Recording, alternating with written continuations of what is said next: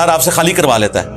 بالکل تسلی سے خالی کریں اور دعا پڑھیں, ربی ادخلنی مدخل الصدق واخرجنی مخرج الصدق واجعلنی من لدنک سلطانا نصیرا.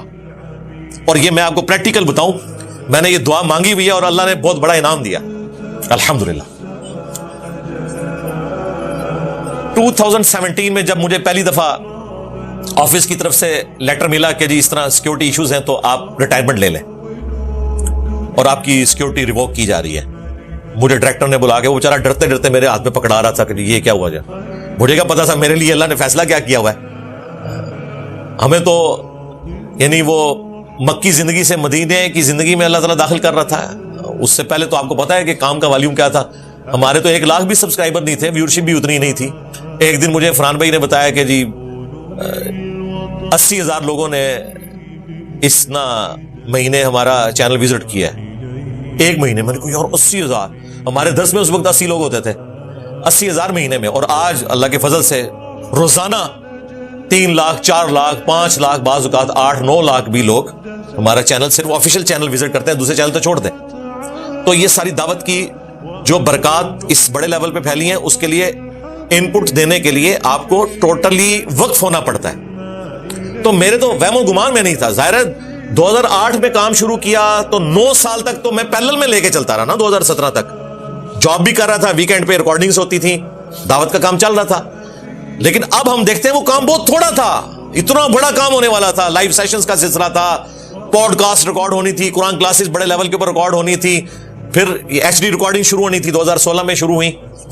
تو جب مجھے انہوں نے وہ فیکس پکڑائی نا, تو میں نے یہ اس کو پڑھتے ہی میں نے وہی پہلے دعا پڑھی, انا للہ و انا الیہ راجعون اللہم اجرنی فی مصیبتی واخلف لی خیرا منہا, جو مسلم شریف میں حدیث ہے کہ اللہ تعالیٰ بہترین نعم البدل عطا فرمائے گا.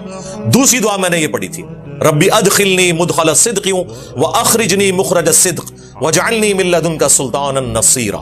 ٹھیک ہے, تو وہ دیکھیں اللہ تعالیٰ نے مجھے اسلام آباد سے واپس جیل میں شہر پہنچا دیا, اور پھر دعوت کا کام شروع ہوا اور سلطانا نصیرہ بھی ہو گیا. اللہ تعالیٰ نے جانثار لوگ بھی کر دیے, انصار اللہ بھی اٹیچ کر دیے, دعوت کا سلسلہ چل نکلا. تو یہ دعا ہر موقع پر یاد رکھیں, یہ بڑی کمال کی دعا ہے.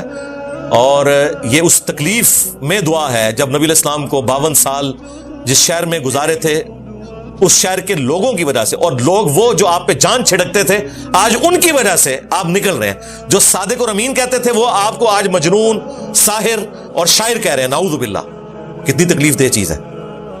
ٹھیک ہے, اور آپ نے یہ دعا پڑھی, اللہ تعالیٰ نے آپ کی مدد فرمائی. ہجرت مدینہ کیا ہوئی ہے, 125 بندے مسلمان تھے مکہ شریف سے نکلتے ہوئے, اور اگلے 13 سے 14 سال کے اندر 13 سالہ مکی دور میں 125 مسلمان, اس سے اگلے 13 سال کے اندر رومن اور پرشین امپائر بھی گر چکی تھی. یہ کوئی شخص سوچ سکتا تھا کہ کدھر 13 سال میں 125 اور اگلے 13 سال کے اندر دونوں سپر پاورز قدموں میں, لاکھوں لوگ مسلمان. اور آج تو آپ چھوڑ دیں جو والیوم ہے اس وقت دنیا میں, ہر چوتھا بندہ مسلمان ہے. ہاں الحمدللہ. لہذا آج کوئی بہانہ کر نہیں سکتا کہ مجھے اسلام کا ایز اے ریلیجن تعارف نہیں ہے. یہ تعارف اس صورت میں نہیں ہو سکتا تھا کہ دنیا میں شاید کوئی 4-5 ہزار مسلمان ہوتے ہیں, جب دنیا کا ہر چوتھا بندہ مسلمان ہے. تو اس وقت تو پریکٹیکلی سب سے بڑا ریلیجن بن چکا ہے اسلام. اور گریجولی اللہ تعالیٰ نے یہ برکت عطا فرمائی, سلطان النصیرہ ہوا. ہجرت مکہ ہوئی, 2 ہجری میں غزوہ بدر ہوا, 3 میں غزوہ احد, 5 میں غزوہ خندق, 6 میں صلح حدیبیہ, 7 میں غزوہ خیبر, 8 میں فتح مکہ, اور 8 ہی میں غزوہ حنین. 9 ہجری میں غزوہ تبوک جو رومن امپائر بھاگ گئی. 10 میں نبی صلی اللہ علیہ وآلہ وسلم نے حج کیا, اور 11 کے سٹارٹ میں آپ کی وفات ہوگی. اور پھر ساتھ ہی سیدنا ابوبکر خلیفہ بنے. عرب کے انٹرنل فتنوں پہ قابو پایا انہوں نے, جو جھوٹے پیغمبری کا دعویٰ کرنے والے تھے ان کے خلاف قتال کیا. الٹیمیٹلی 13 ہجری کے اندر سیدنا ابوبکر نے پرشینز کی طرف اپنے قافلے روانہ کیے اور فتوحات کا سلسلہ شروع ہوا. اور پیرلل میں رومن امپائر سے بھی سلسلہ شروع کر دیا, لیکن اس دوران آپ کی ڈیتھ ہوگی.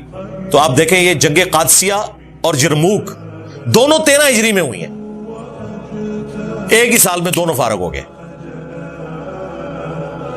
تو یہ 13 سال ہی بنتے ہیں, ہجرت سے 13 سال.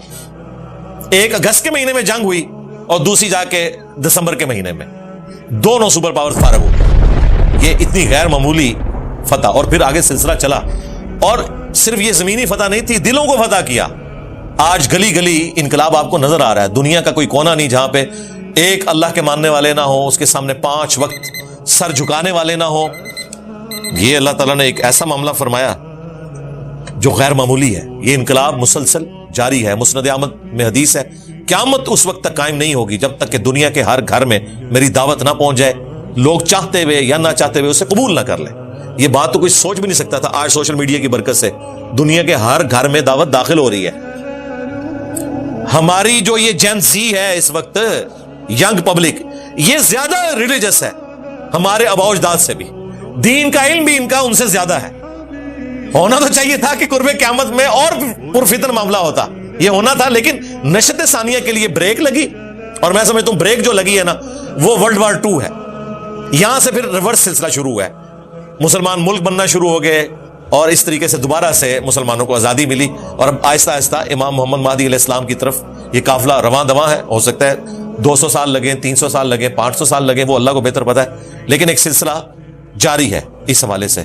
وَقُلْ جَاءَ الْحَقُّ, اور اے نبی فرماؤ کہ حق آ گیا, وَزَهَقَ الْبَاطِلُ, اور باطل مٹ گیا. إِنَّ الْبَاطِلَ كَانَ زَهُوقًا, اور بے شک باطل تو ہے ہی اس لیے کہ اس کو مٹا دیا جائے. وہ مٹ ہی جانا ہے. وقتی طور پر کچھ ہوگا لیکن الٹیمیٹلی وہ مٹ ہی جائے گا. سورۃ الانبیاء میں اللہ تعالیٰ نے فرمایا ہم حق کو باطل پر دے مارتے ہیں اور وہ اس کا بھیجا نکال دیتا ہے.